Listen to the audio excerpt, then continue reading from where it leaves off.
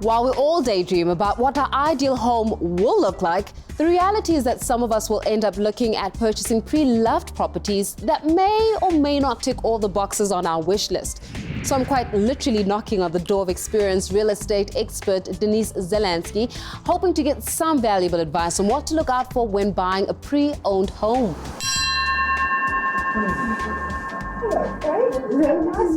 Lovely to meet. So Denise, you've been in the real estate game for quite some time now.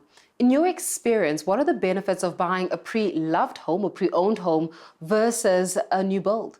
Most homes are loved and it produces a lot of emotion, and often you can walk into a property and know if it feels happy, if there's a happy family and if it's bright. But generally speaking, the home has an emotion of its own. Are there any cost benefits when buying a pre-owned home? In other words, is there room for negotiation?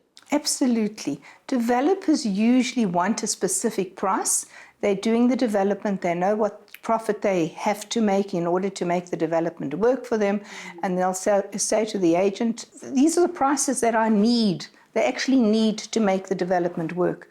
With a pre-owned home, usually people have bought the property many years before, and it's just the last few years where we found the properties have been the prices have been stagnant. And in fact, during COVID, we saw a dramatic drop in prices, which appear to be stabilizing now. But your general percentage is about 30% between a new build and an existing property at the moment. Now, I refer to the term as a pre-loved home, but in some cases, these homes are not as loved as one would assume that they are.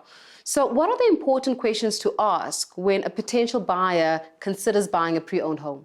A prospective buyer must be aware of the condition of the property prior to putting in the offer. And one of the most important things today are to ask if there are existing plans.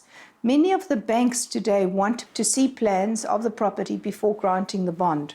So it creates a whole havoc if you purchase a property and then decide, hold on, let me ask the agent if there's plans. Agents today have to have a disclosure document filled in by the seller, which the seller has to disclose any defects, everything that's right about the property and everything that's wrong with the property that they are aware of. The seller is accountable for the condition in which the property is. Okay.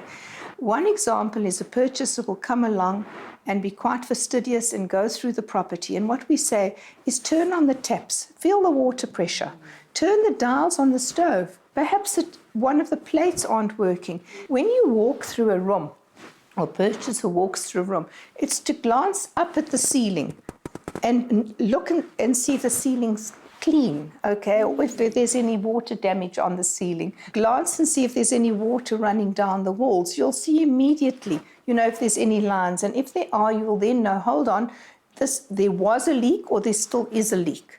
Another question buyers can ask is, how many geysers are there? Right, where's the water meter? Does the house have a borehole? Just various questions. Usually the seller will expand and say there's definitely a borehole and tell someone about all the advantages. But it's the disadvantages that we have to be aware of. The word Voetstits, which appears in all our offers to purchase, stands for as is, which means I'm buying the property as is. And any final words of wisdom that you would give to potential home buyers who are really looking to getting a pre-owned home? You have to fall in love with the home. So the home, as we said, has emotion to it, and not to sweat the small things. The most important thing is locality, and buying in an area that suits where you work, where your children go to school, near the highways, whatever ticks your boxes. That location is important to you. That's important. Thank you so much, Denise. Valuable insights indeed. So there you have it. There's no such thing as a stupid question or too many questions when buying a property. Also, don't fall into the trap of making a rushed decision.